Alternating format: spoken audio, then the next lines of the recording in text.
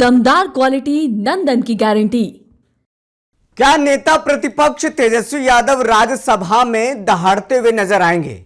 यह सवाल इसीलिए मैं कह रहा हूं क्योंकि इन दिनों मीडिया रिपोर्ट्स में लगातार एक खबर चल रही है, तेजस्वी यादव राज्यसभा जाएंगे। पूरा मामला क्या है, चलिए आपको हम विस्तार से बताते हैं। दरअसल बिहार में राज्यसभा की 5 सीटें खाली हो रही हैं। 16 मार्च को चुनाव होना है। 5 सीटों में से 2 सीटें जेडीयू की खाली हो रही हैं, 2 सीटें राजद की खाली हो रही हैं, 1 सीटें आरएलएम के राष्ट्रीय अध्यक्ष उपेंद्र कुशवाहा की खाली हो रही हैं। और ऐसे में जो इस बार बहुमत का आंकड़ा है, उस बहुमत के आंकड़े में, उस बहुमत के बाजीगरी में एनडीए आगे नजर आता है। और इसमें कहा जाए साफ तौर पर महागठबंधन पिछड़ती नजर आ रही है, लेकिन महागठबंधन चाहती है किसी तरीके से जुगाड़ लगा करके 1 सीट तो कम से कम रखा जाए अपने पास और दबदबा कायम किया जाए। तो साफ तौर पर कई दिनों से खबरें चल रही है, महागठबंधन के तरफ से एक उम्मीदवार जाएगा। वो कौन होगा, नाम अभी तक नहीं पता चला, लेकिन आज जो मीडिया रिपोर्ट्स में खबरें सामने आई है, जो सूत्रों के हवाले से खबरें आ रही हैं, नेता प्रतिपक्ष तेजस्वी यादव राज्यसभा जाएंगे। अब बिहार में वो नेता प्रतिपक्ष नहीं रहेंगे, बल्कि राज्यसभा में बिहार से मजबूती के साथ वो दहाड़ते नजर आएंगे। क्या तेजस्वी यादव अखिलेश यादव की राह पर चल पड़े हैं? जिस तरीके से आपको पता होगा, अखिलेश यादव पहले नेता प्रतिपक्ष हुआ करते थे, उत्तर प्रदेश विधानसभा के मुख्य विरोधी दल के नेता प्रतिपक्ष हुआ करते थे, और फिर वो लोकसभा चुनाव लड़ करके चले गए, सदन में चले गए। क्या तेजस्वी यादव लोकसभा के जरिए नहीं तो राज्यसभा के जरिए सदन में जाना चाहते हैं, राष्ट्रीय राजनीति में कदम रखना चाहते हैं? ये भी चर्चा तेज हो गई है। और बात है कि बिहार की जो एक सीट है राघोपुर, जहां से तेजस्वी यादव लगातार चुनाव लड़ते रहे हैं और वहां से जीत करके भी इस बार आए हैं, राघोपुर से कौन चुनाव लड़ेगा, उपचुनाव? तो इसकी भी खबरें हैं। राजश्री यादव जो तेजस्वी यादव की पत्नी है, राजश्री यादव राघोपुर से चुनाव लड़ेगी और उपचुनाव में जीत भी जाएगी तेजस्वी यादव के कारण, ऐसा कहा जा रहा है। और ये मायने क्यों रखता है राज्यसभा में नॉमिनेट करना या फिर राज्यसभा जाना तेजस्वी यादव के लिए? सबसे पहले इस बात को समझिए। देखिए, 35 विधायक का संख्या है अभी महागठबंधन के पास। इनको 6 विधायकों की जरूरत और पड़ेगी, यानी एआईएम जो ओवैसी की पार्टी है, उनकी जरूरत इनको पड़ेगी। ओवैसी की पार्टी ने कहा है कि अब हमें समर्थन दीजिए। कब तक हम समर्थन करते रहेंगे? लेकिन अगर तेजस्वी यादव राज्यसभा जाते हैं तो एआईएम समर्थन मांगेगी नहीं, बल्कि दे देगी। उनके नाम पर सहमति हो जाएगा कि चलिए हम आपको समर्थन दे देते हैं।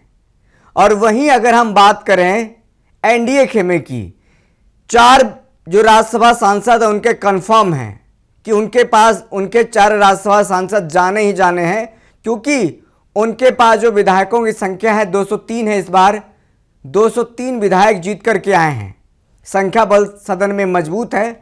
और 5वां राज्यसभा उम्मीदवार के लिए उनको जद्दोजहद करना पड़ेगा, यानी जद्दोजहद 3 से 4 विधायकों की जरूरत पड़ेगी। अब कैसे जुगाड़ टेक्नोलॉजी से वो अपने 3 से 4 विधायकों को, जो विपक्षी दल के खेमे के हैं, उनको अपने पाले में समर्थन दिलाएंगे या फिर क्या होगा, ये तो देखना होगा। लेकिन एनडीए के जो नेता वो कहते हैं कि 5 जो उम्मीदवार है राज्यसभा का, वो एनडीए खेमे से ही जाएगा। अब तो ये भविष्य में ये बात है कि क्या होगा, लेकिन अभी शुरुआती दौर में जो बातें सामने आ रही है, अपुष्ट बातें हैं जो मीडिया रिपोर्ट्स में है कि तेजस्वी यादव राज्यसभा जाएंगे, राज्यसभा के उम्मीदवार होंगे।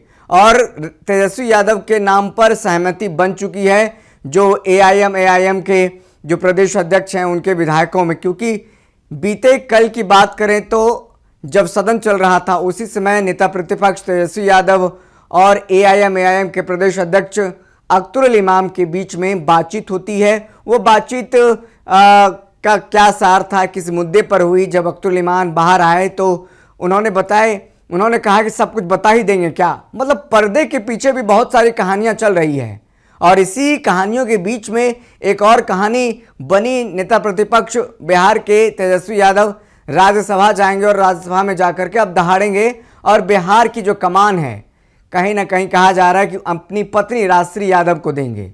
यानी राघोपुर तेजस्वी यादव नहीं बल्कि उनकी पत्नी चुनाव लड़ेगी, उपचुनाव जीत भी जाएगी। लेकिन नेता प्रतिपक्ष का कुर्सी किसको मिलेगा, यह सबसे ज्यादा इंपॉर्टेंस रखता है। हो सकता है नेता प्रतिपक्ष का कुर्सी किसी दलित समाज से आने वाले विधायक को मिल जाए, या फिर एआईएम के प्रदेश अध्यक्ष उन्होंने यह डील किया हो कि मैं नेता प्रतिपक्ष बनूंगा। यह भी हो सकता है कि अख्तरुल इमाम भी नेता प्रतिपक्ष बन सकते हैं। अगर यह डील हुआ है तो अख्तरुल इमाम नेता प्रतिपक्ष बनेंगे। अब सब कुछ जब कैमरे के सामने बात होगी, जब आधिकारिक तौर पर पुष्टि हो जाएगी, तब पता चलेगा। लेकिन सब कुछ अभी पर्दे के पीछे है। क्या होगा, उधर एनडीए भी जोड़ तोड़ कर रहा होगा कि 3 से 4 कैसे दूसरे दल के विधायकों को क्रॉस वोटिंग करा करके अपने 5वें उम्मीदवार को राज्यसभा भेजा जाए। तो वही तेजस्वी यादव यानी महागठबंधन भी पूरा जोर जोहमत लगा रहा है कि हमारा एक कैंडिडेट कम से कम राज्यसभा चला जाए, हमें ज्यादा नुकसान ना उठाना पड़े। राजद का 2 सीटें, राजद की जो है वो 2 सीटें खाली हो रही हैं।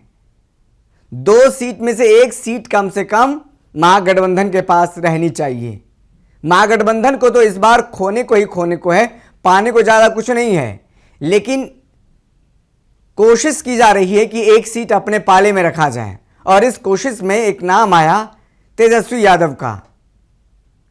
हालांकि आधिकारिक तौर पर तेजस्वी यादव इसको लेकर के जब बोलेंगे तो समझ में आएगा, और फिर बयान, तमाम नेताओं के बयान आएंगे, तब पता चलेगा तेजस्वी यादव जाएंगे। लेकिन इस पर अभी किसी नेताओं का बयान नहीं आया है कि तेजस्वी यादव ही राज्यसभा जाएंगे। लेकिन एक संकेत मिलता नजर आ रहा है, कहा जा रहा है कि तेजस्वी यादव अगर राज्यसभा जाते हैं तो किसी का विरोध नहीं होगा।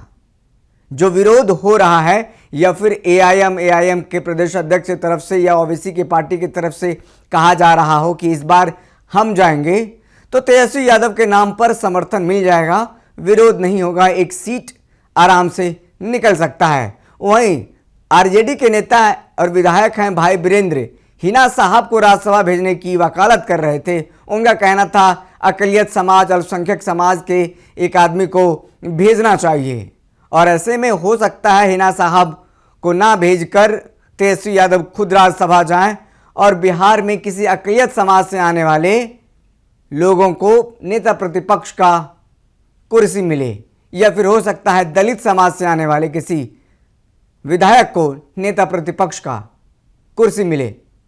फिलहाल इस खबर में इतना ही, दीजिए हमें इजाजत। क्या होता है तमाम खबरों के साथ हम बने रहेंगे, और देश दुनिया के खबरों के लिए देखते रहें दर्श न्यूज। बहुत बहुत शुक्रिया।